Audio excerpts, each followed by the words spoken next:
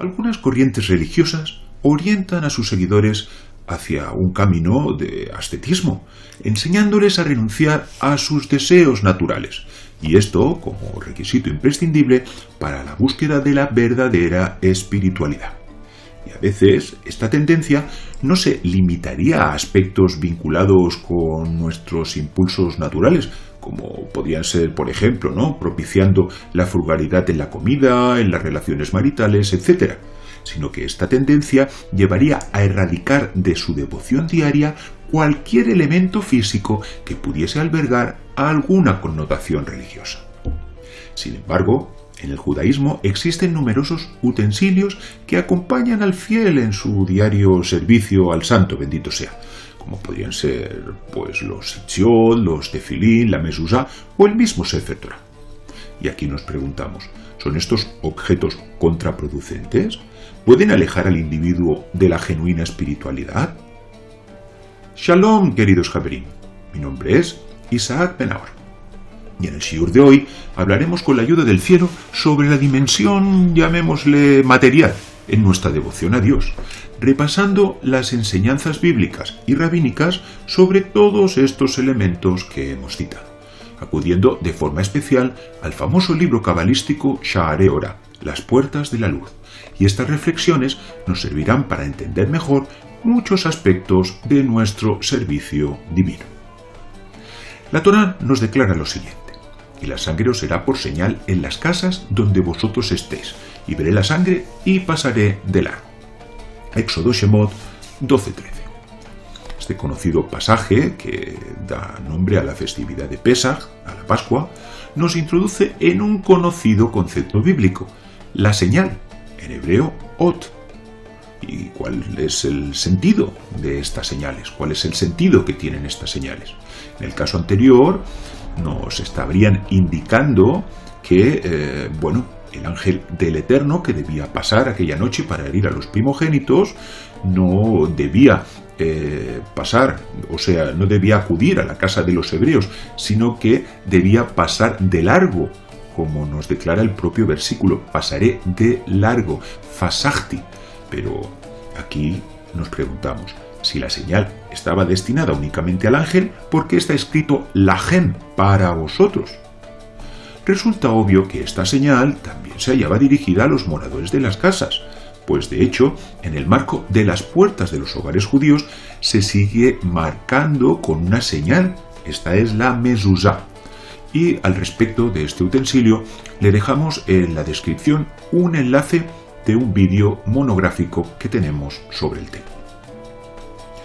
Para ningún creyente en el Mesías es una novedad señalar el vínculo entre la sangre de los corderos sacrificados en Egipto, con motivo de la celebración de la primera Pascua de la historia, y la sangre derramada por el Cordero de Dios, la cual ha traído redención y salvación al mundo. Asimismo, esta señal nos lleva a hacer una aprehensión de la unidad divina, pues en el interior del valle, de la cajita donde se halla el clav, el pergamino manuscrito, están escritas las celebérrimas palabras: escucha, Israel, el Eterno es nuestro Dios, el Eterno es uno, y añade, y las escribirás sobre los postes de tu casa y en tus puertas. Deuteronomio Devarim 6, 4 y 9. Así pues, cuando aquellos hebreos pintaron las entradas de sus viviendas con la sangre de la víctima pascual, estaban vinculándose con elevadísimas realidades espirituales e incluso manifestando con su acción una señal profética, como harían en el futuro tantos profetas, viendo así como una acción material en lo bajo nos conecta con maravillosas nociones espirituales en lo alto. Y esta acción supuso un hecho único y puntual. Pero, ¿qué hay detrás de esas otras que son usadas en el judaísmo de forma recurrente? ¿Cómo está escrito? Y las atarás por señal, leot, en tu mano, y estarán por frontales entre tus ojos. Deuteronomio Devarim 6.8.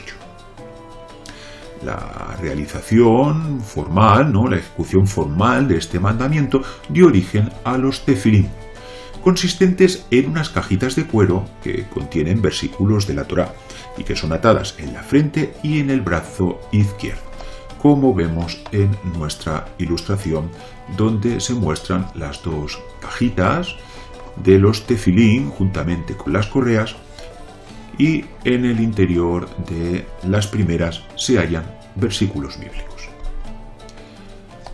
Hablaremos ahora de otra señal, que si bien está sujeta a acciones e inacciones concretas, podríamos calificarla más de conceptual que de material.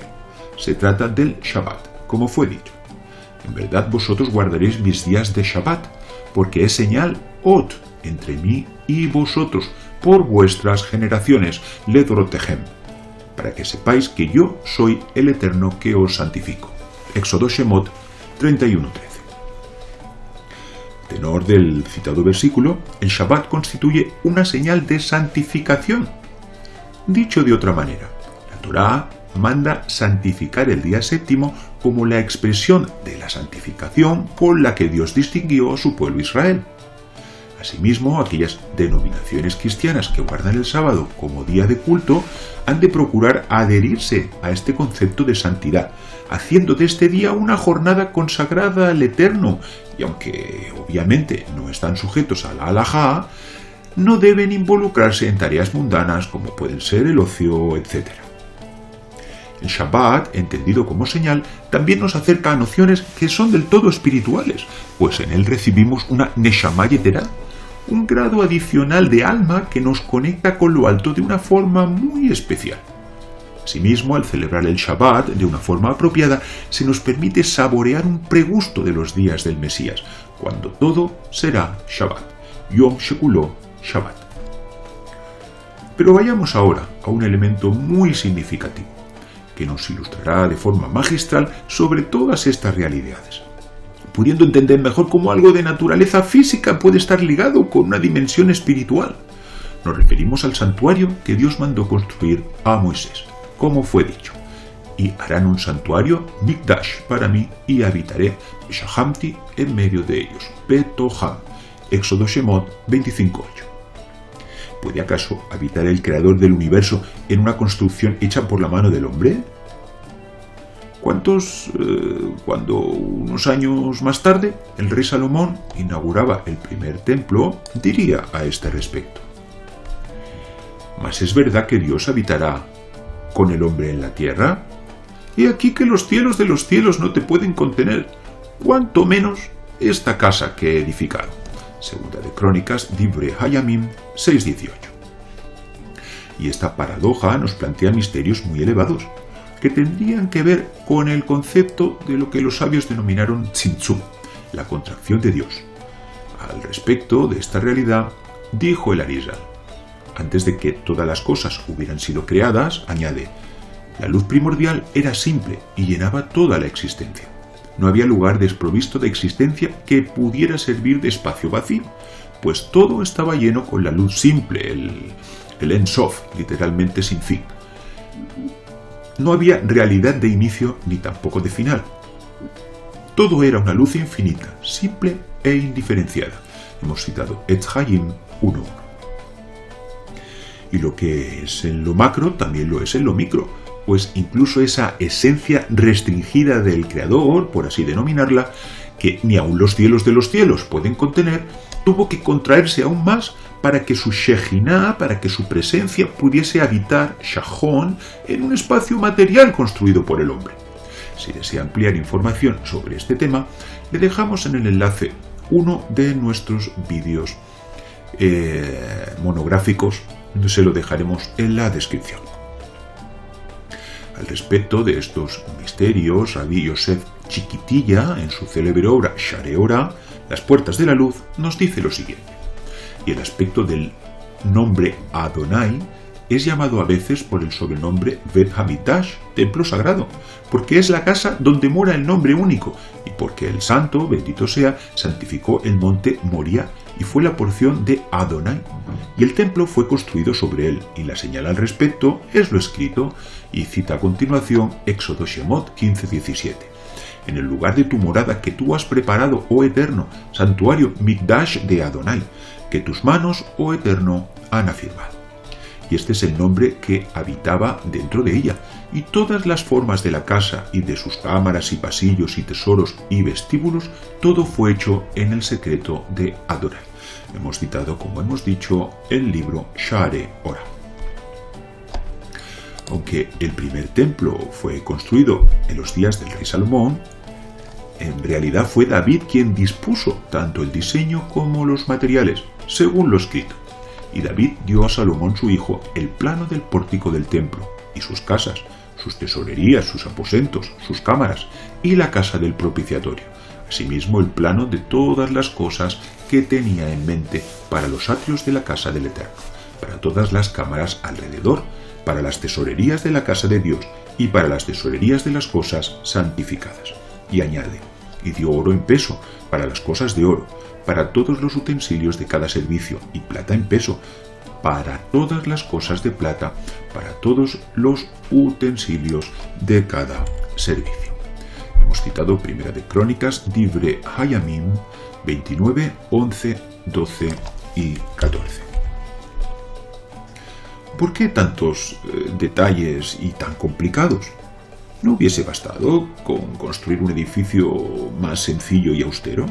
Pues en definitiva, lo esencial es el contenido, ¿no? Esto es la presencia divina y no el continente, consistente en paredes, techumbres, utensilios.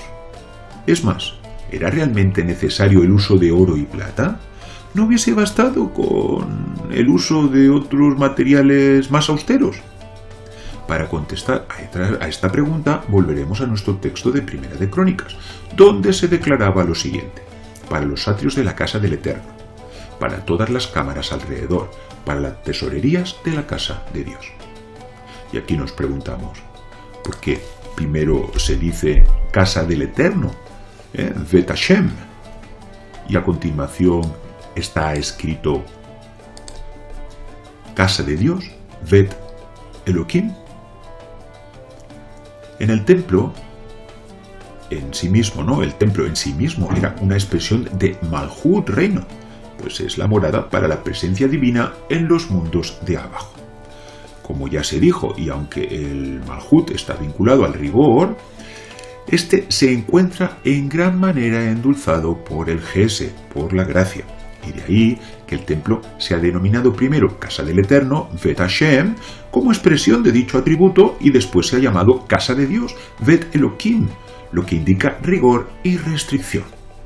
Aquí podemos comenzar a comprender mejor por qué para su construcción se hubo que acudir, ¿no?, a materiales concretos, pues el oro, Zahav en hebreo, revela juicio, mientras que la plata, Kesef, expresaría gracia. Y esto descartaba el uso del hierro, del barzel, pues, pese a ser un material más asequible, nos retrotrae al juicio severo. Y fue por ello que se estableció.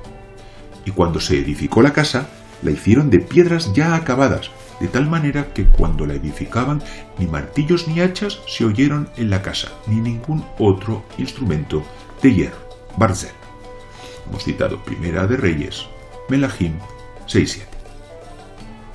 Y cada uno de estos pormenores, que sin duda pasarían desapercibidos para la mayoría de los observadores externos, ¿no?, quienes solo veían que el templo estaba adornado de hermosas piedras, de ofrendas votivas, etc., ¿no? Pero lo cierto es que cada uno de esos hermosos y costosos elementos atendía a una elevada realidad espiritual, donde las piedras y los utensilios hacían las veces de vestidura. Y aquí vemos como una entidad material es susceptible de atraer, por así decirlo, elevadas nociones espirituales que se invisten en ellas. Y esta realidad también sería aplicable al Shabbat, pues aquí descienden, ¿no?, todas estas entidades espirituales desde lo alto, y nosotros debemos construirles un kelí, un recipiente apropiado para que pueda morar en medio de nosotros cada 7 días. Otras señales que mencionamos al principio de nuestro shiur, los tzitziot, que son esos hilos que cuelgan de las prendas de 4 esquinas, o los tefilín, las ya descritas cajas, o la mezuzá, la cajita que hay en el marco de las puertas o el Sefer Torah, que es el rollo manuscrito, con estos ocurriría justo lo contrario. Cuando las involucramos en nuestra devoción diaria, elevamos estos elementos materiales hasta el ámbito de lo espiritual. Y todas estas realidades redundan inequívocamente en bendición y llenura para nuestra alma. Por lo cual no es de extrañar que el otro lado imitase todas estas nociones igual que un mono imita al hombre, creando para sí objetos rituales de la impureza y construyendo templos para la idolatría. Querido amigo, Dios nos brinda todos estos elementos para que podamos hacer un uso correcto de ellos, pues estamos en un mundo que es de naturaleza material y en medio de este exilio en el que vivimos, la presencia divina oculta su rostro de nosotros.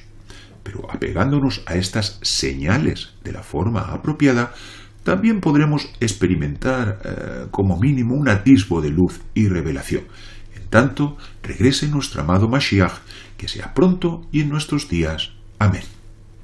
Por favor, déjenos sus comentarios. Nos son de mucho agrado las palabras de nuestros oyentes. Y hasta aquí nuestro shiur de hoy. Shalom. Adir Ben Ahor, el poder y la luz del Mesías Yeshua.